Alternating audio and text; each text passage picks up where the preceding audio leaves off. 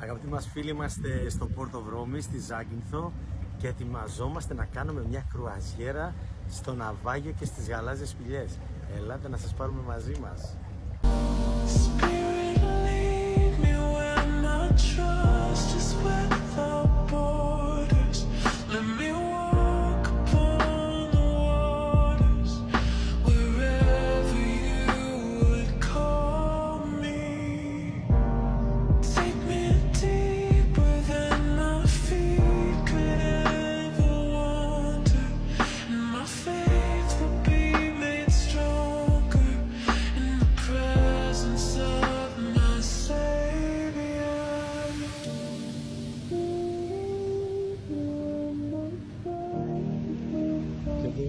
Την πρώτη γαλάζια σπηλιά.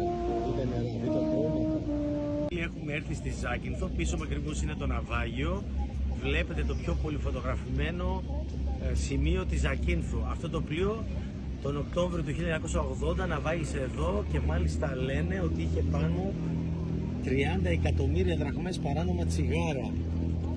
Από τότε είναι το μεγαλύτερο και επισκέψιμο σημείο της Ζάκυνθου. Δείτε αυτά τα υπέροχα νερά, τα γαλαζοπράσινα, οφείλουν το χρώμα του στο ψαμίτι, το λευκό που είναι όλο αυτό το βουνό, το γαλάζιο του ουρανού, του ηλίου, το φως, δημιουργεί αυτή την απίστευτη χρωματική πανδεσία. Ναυάγιο, Οκτώβριος 2023.